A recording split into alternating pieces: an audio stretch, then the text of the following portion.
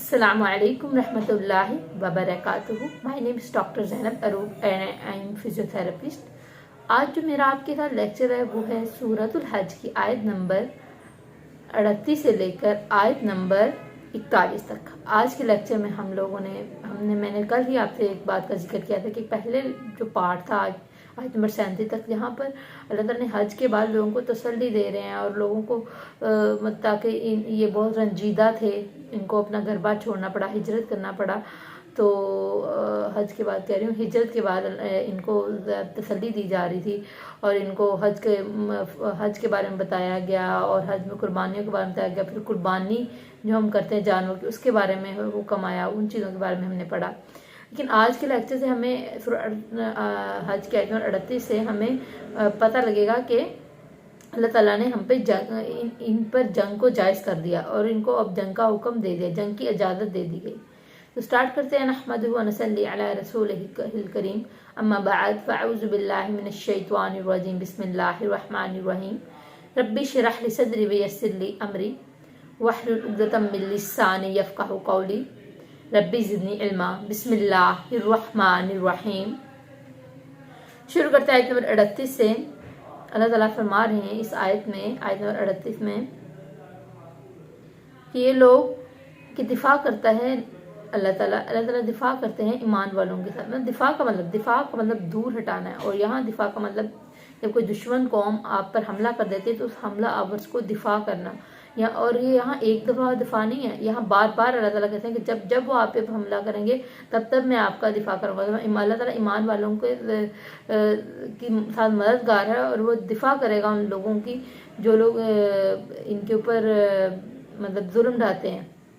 और अहले ईमान को अल्लाह ताला तसल्ली दे रहे हैं कि आप तन्हा नहीं हैं, अहले ईमान के साथ है अल्लाह ताला की ज़ात, और जब वो इन पर हमला करेंगे तो अल्लाह ताला की ज़ात इनके साथ खड़ी होंगी।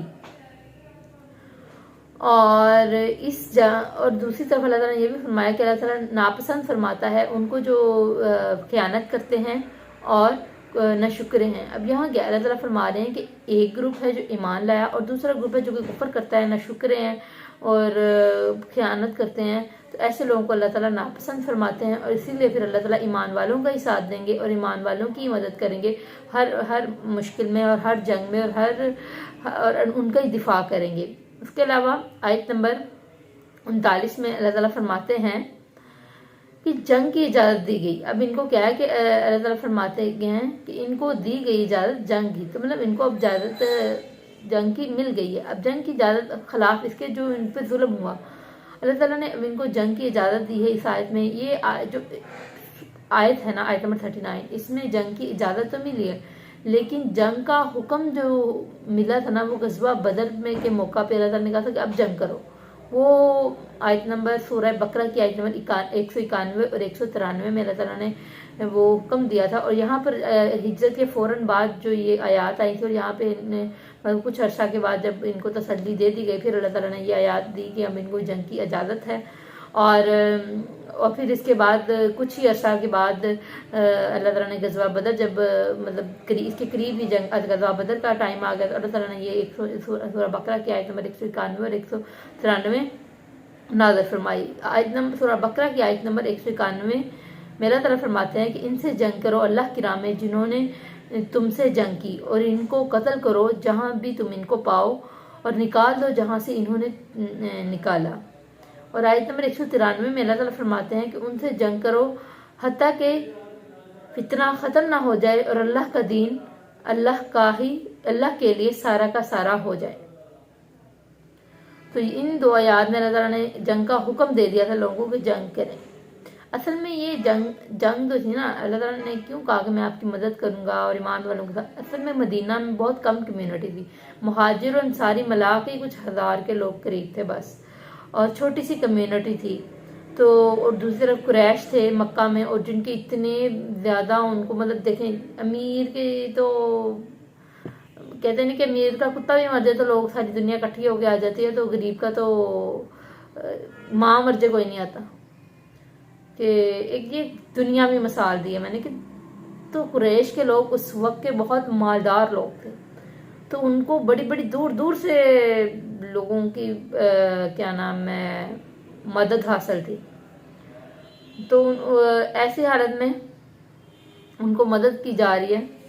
اللہ تعالیٰ فرماتے ہیں کہ اگر ان کے پاس اتنے لوگ بھی ہوں تو اللہ تعالیٰ فرماتے ہیں کہ سارا عرب ہی کیوں نہ کھڑا ہو جائے تو اللہ کی ذات اللہ رب العزت مسلمانوں کے ساتھ ہے. اور یہاں تسلی دی جا رہی ہے. آگے آیت نمبر 40 میں اللہ تعالیٰ فرماتے ہیں کہ وہ لوگ گھروں سے نکالے گئے. اب یہاں پہ گھروں سے نکالے گئے سب بات پتہ ہے یہاں کیوں ذکر ہو رہا ہے. اللہ تعالیٰ ہمارے ایک جنگ ایک انسان میں آپ نے جب کسی کو موٹیویٹ کرنا ہوتا ہے ایک جنگ کے لیے اللہ تعالیٰ آپ ان کو موٹیویٹ کریں کہ اب آپ کو جنگ کرنی ہے. اب جنگ کرنا ایک عام بندے کی بات نہیں ہے. جنگ میں آپ کی جان جا سکتی ہے. جنگ میں آپ نے اپنی زندگی قربان کرنی ہوتی ہے. آپ نے اپنا جان مال سب کچھ قربان کرنا.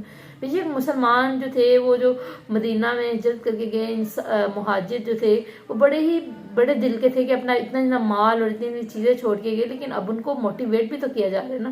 تو اللہ تعالیٰ اب ان کو ایک طرح کا موٹیویٹ کر رہے ہیں. اس موٹیویٹ کرنے کے لیے اللہ تعالیٰ کچھ مثالیں بیان کر رہے ہیں کہ دیکھو اس طرح کا ان کے ساتھ گھروں سے نکالے گئے اتنا کہ ان کا کوئی قصور بھی نہیں تھا. انہوں نے تو کچھ کیا ہی نہیں تھا. اس میں کچھ مسالے ہیں یہاں بتاؤں گی جس سے مطلب پتہ لگتا ہے کہ ان کے ساتھ کیسا ظلم ہوا. حضرت صہیب رومی رضی اللہ عنہ کہیں اور کسی اور علاقے سے آئے تھے. بہت ابھی چھوٹے ہی تھے تو آ کے انہوں نے مکہ میں اتنی ترقی کی اتنی انہوں نے کامیابی حاصل کی وہاں پہ اتنا مال کمایا کہ ان کے پاس بہت مالدار ہو گئے تھے. لیکن جب وہ ہجرت کرنے لگے تو لوگوں نے کہا کہ اگر آپ یہ جگہ چھوڑنا چاہتے ہیں تو آپ اپنے ساتھ مال نہیں لے کر جا سکتے کیونکہ مال تو یہ کیا نام ہے ہمارے علاقے میں آپ نے جمع کیا مکہ میں آ کے جمع کیا تو یہ مال آپ ساتھ نہیں لے کے جاتے. تو وہ سب کچھ اللہ کی راہ میں انہوں نے قربانی دی مال کی اور وہ ہجرت کر کے گئے اور صرف بدن پہ کپڑے تھے ان کے ساتھ. اسی طرح حضرت ام سلمہ رضی اللہ عنہ کا ہے کہ حضرت ام سلمہ رضی اللہ عنہ اپنے شوہر اور بچے کے ساتھ جا رہی تھی ہجرت پہ. تو ام سلمہ کی جب فیملی کو پتہ لگا کہ وہ جا رہی ہیں تو ام سلمہ کی فیملی نے آ کے ام سلمہ کو زبردستی لگی. انہوں نے بہت چیخو پکار کی بہت کوشش کی کہ میری شوہر کے ساتھ میں رہنا چاہتے لیکن انہوں نے ان کو زبردستی اپنے ساتھ لے کے کہ آپ ہماری بیٹی کو نہیں لے کے جا سکتے ہماری بیٹی مکہ ہی رہے گی. اور جب بچے اور ماں کو لے گئے تو پھر ابو سلمہ کی فیملی کو جب پتہ لگا تو انہوں نے کہ ہمارے بچے کو انہوں نے لے لیا تو انہوں نے آگے ام سلمہ سے بچہ بھی کھینچ لیا اور انہوں نے صاف کہہ دیا کہ یہ بچہ ہمارا خون ہے تو ہم ان کو نہیں دیں گے. تو اس طرح ام سلمہ خود بھی اکیلی رہ گئی شوہر کہیں بچہ کہیں اور وہ بہت ہی دل ٹوٹ گیا تھا. روتی رہتی تھی وہ جس جگہ پہ ان کے ساتھ یہ ہوا تھا وہاں جا کے روتی کہ ایک دن کسی کو ان پر رحم آ گیا اور انہوں نے جا کے ابو سلمہ کے قبیلے سے جا کے کہا کہ آپ کو ترس نہیں آتا کہ ایک ماں سے بچے کو دور کیا ہوا ہے. پھر انہوں نے ان کے اندر بھی ایک اللہ تعالیٰ نے رحم کریٹ کیا. اللہ رب العزت کی ہی کرم ہوتا ہے یہ جو بھی ہوتا ہے. تو اللہ تعالیٰ کی رحمت سے انہوں نے بھی ان کا بچہ واپس لوٹا دیا اور پھر ان کی جو ام سلمہ کی اپنا قبیلہ تھا ان کو بھی ان پر رحم آ گیا اور انہوں نے ان کے بچے کے ساتھ مدینہ روانہ مطلب مدینہ جانے کی اجازت دے دی. اور ام سلمہ کا یہ حال تھا اپنے بچے کے ساتھ ان راستوں سے گزر کے مدینہ گئی جن راستوں سے کوئی بھاری بھرکم یا کوئی بڑا انسان بھی یا مرد یا کوئی اور بھاری کہہ سکتے ہیں کہ جو ایسا انسان جو بڑا ہی پاورفل ہو طاقتور ہو وہ بھی وہاں سے گزرتے ہوئے ڈرتا تھا کہ یہاں پہ مطلب اس طرح کا راستہ تھا. تو ام سلمہ اپنے بچے کے ساتھ اکیلی اس راستے سے مدینہ گئیں. مطلب ان کا قصور کیا تھا کیا قصور تھا. ایک دین کے لیے یہ لوگ اپنا کچھ وقف کر رہے تھے اور ان کے ساتھ کیا کیا ہوا. تو اللہ تعالیٰ فرماتے ہیں کہ دیکھو انہوں نے اپنے دین کے لیے کیا کیا قربانیاں دی ہیں. تو پھر اللہ تعالیٰ ان کو ریمائنڈ کر کے کہتے ہیں کہ یہ کوئی انہوں نے قربانیاں دی ہیں تو پھر اللہ تعالیٰ ان کو اب ان کی مدد فرمائیں گے اور اب ان کو پھر اجازت دی جا رہی ہے جنگ کی. اور آگے اللہ تعالیٰ فرماتے ہیں اسی آیت میں کہ اگر نہ دور کرتے لوگوں کو بعض سے بعض کو البتہ منتح یا تباہ ہو جاتے ان کے عبادت خانے گرجے یا راحت کی جگہ اور گرجے اور عبادت خانے اور مسجدیں.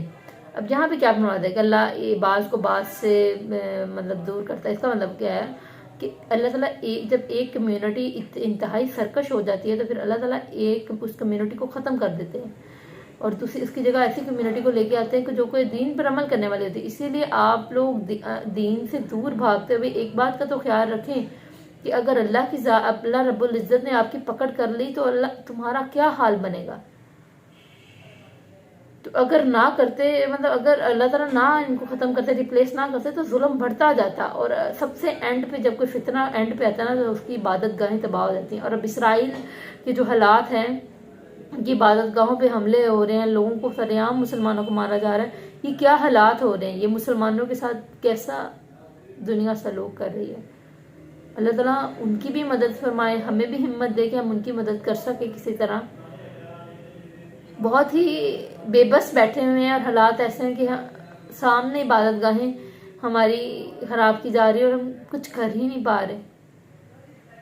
خدا را جو کر سکتے ہیں وہ کریں.